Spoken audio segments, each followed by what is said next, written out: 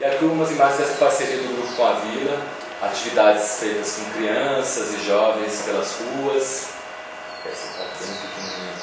e até discussões políticas que chegavam a ser feitas aí dentro da Vila. Então o próprio espaço atuando também como espaço cênico e como abertura de um espaço que permitia o próprio encontro da comunidade, que apesar de se ver ali como a comunidade, não tinha uma série de trocas que começaram a ser provocadas pela presença do grupo. Isso é legal também de falar, a presença do estrangeiro que redimensiona uma situação existente.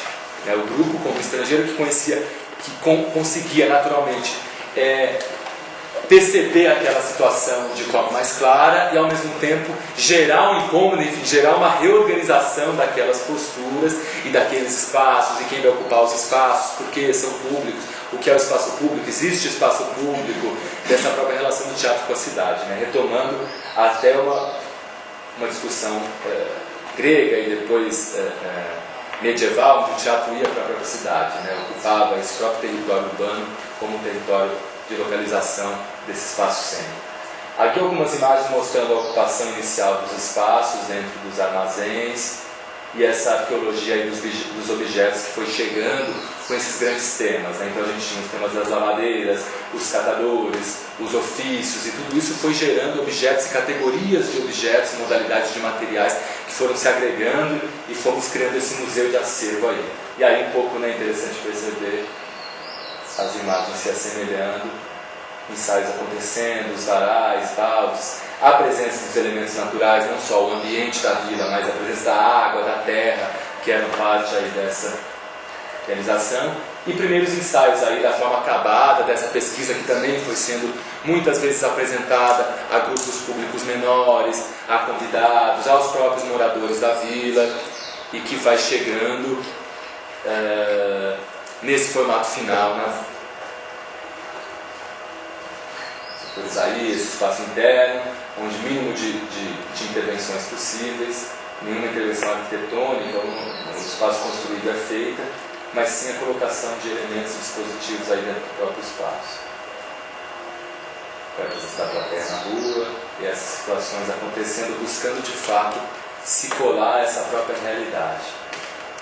Aqui o grupo aguardando a plateia para entrar na escola. A gente teve um público de higiene na Vila Maria Zélia de aproximadamente 80 pessoas. Então é interessante perceber também que ao se deslocar da sala tradicional de um formato de plateia tradicional, que é feito para uma capacidade maior, você tem que lidar com uma série de questionamentos, que um deles é a capacidade, naturalmente. Né? Por dia, né? Por dia. Por dia, 40 pessoas por dia. Né? Histeria foi um espetáculo que começou com 40 e hoje tem 120 a capacidade básica, mas de fato a capacidade depende da sala, né, ao qual o espetáculo é colocado. Né? Aqui outras imagens também dessa colada aí dos próprios atores ocupando esse espaço como se de fato pertencessem e habitassem esse próprio lugar. Né? Essa cortina ela é real, existia na vila, hoje não existe mais. Naturalmente poderíamos imaginar que ela foi cenografada, mas não, de fato existe. Né? E essas situações buscando esse relacionamento direto. E aí, novamente, essa relação de adaptação, né? Um espetáculo que é realizado de uma forma mais potente, mais incrustada no espaço, e aí vem a pergunta novamente, como retirar esse espetáculo desse local? É possível? Né?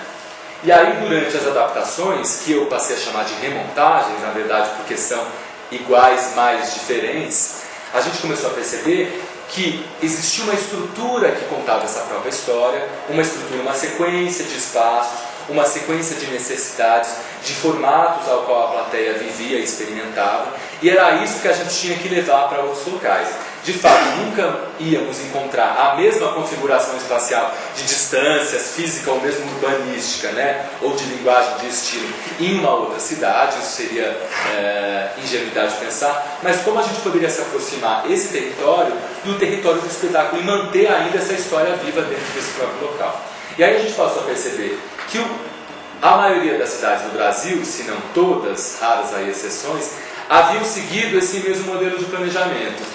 um centro histórico, fundação da cidade, os edifícios institucionais, a presença da Igreja Católica como uma capela, ou como uma igreja, uma catedral, edifícios que geralmente eram hoje prefeitura, outros órgãos institucionais, escolas, um casario também antigo ligado a essa organização e de fato, geralmente, todos esses centros urbanos haviam sido reflexo de um processo de desatualização, ou seja, os investimentos das cidades se concentram inicialmente nessa região construída primeira e depois naturalmente vão se expandindo e seguindo a riqueza e o próprio deslocamento da população rica da cidade, que vai querendo sempre fugir, buscar construir novos territórios mais preservados e fugir dessa aproximação de uma população menos abastada. Então também a pesquisa desses próprios espaços e elementos arquitetônicos. Aqui um esqueminha simplificado, a gente pode ver a plateia masculina, sempre que possível entra em áreas diferentes ou por portas diferentes, acessos diferentes, que é feminina, para poder constituir de fato dois territórios no mesmo espaço. Isso é muito interessante, e que um grupo não encontra esse outro grupo quando se separam no início do espetáculo. Esse retângulo aqui comprido é a área destinada à plateia feminina, geralmente feita em 2 níveis, e os bancos aí, inicialmente 5, determinavam a área da plateia feminina com as janelas ao fundo e o outro acesso ali. Aqui a gente pode ver também um esquema especial de Curitiba, do Lago da Ordem, com o mesmo acesso aí das 2 plateias, com a presença do pilar dentro da área de jogo, e aqui de novo a FAO em comparação para a gente perceber que são arquiteturas parecidas, mas distintas também, e o interessante do grupo é poder ocupar esse espaço de uma forma semelhante, ou enfim, tomando partido aí das melhores características de organização do território dentro do espaço real, o espaço existente. Outros elementos aí de relacionamento, ou seja, o pilar que é naturalmente incorporado na cena, a atriz Juliana Sanches, num relacionamento, enfim, imaginando que esse próprio pilar, como elemento vertical, elemento fálico, se relacionaria com o masculino e o próprio marido que ela aguarda chegar. E algumas outras imagens aí. Os únicos elementos que são presentes e o grupo busca em cada local são bancos de madeira, que são essas áreas da própria assistência da plateia, que são utilizados também de alguns modos diferentes durante a encenação. Mas aí as atrizes vistas pelos 2 ângulos da Vila Maria Zélia e no fundo a área de plateia masculina. Aqui a gente pode ver mais detalhadamente essa relação com a própria arquitetura, a atriz no canto da sala. Essa é uma atriz que é trancafiada pelo seu próprio pai, a personagem, por ele ser um governante, tem uma representatividade social grande, e ela era contra uma série de procedimentos, uma feminista ou o início de um comportamento feminista, e ela é colocada para se calar dentro desse próprio internato, e ela tem toda uma relação com essas paredes, e alguém desliza por esse espaço, uma figura meio deslizante, e que escreve, que é proibida de falar, e que passa a escrever na própria parede. E aqui um pouco também esse relacionamento das próprias atrizes com o exterior. Essas imagens todas são da Vila Maria Zélia, essa possibilidade de abertura. E aqui um pouco para a gente ver outras configurações. Isso é na temporada na França, um espaço que era dentro de um museu, um espaço também atualizado dentro da sua história, mas que também tem aberturas fisicamente com características estéticas mais atualizadas, mas que mesmo assim se comportam, o próprio piso, a cerâmica também mais contemporânea, mas que se comportam a compor a própria espacialidade. Isso também é numa temporada francesa. Isso também na França. Isso era uma casa de campo que pertencia ao Napoleão, um espaço com uma escadaria presente, um novo elemento. A gente não tem imagem disso, mas também essa escada foi incorporada durante a própria encenação. Aqui o Sítio Morrinhos, onde o grupo cumpriu uma temporada grande, de aproximadamente 1 ano também no projeto de formação de público em 2003, uma casa bandeirante aqui na Zona Norte, que também criou características específicas, e a plateia ficava muito tempo aguardando, então, como um sítio com um pequeno pomar, árvores frutíferas, chão de terra batida, também já criava para o espectador, antes de entrar no próprio espetáculo, mesmo um território de um tempo anterior, que era muito importante. Isso é em Minas Gerais, Belo Horizonte, no Museu Mineiro, né?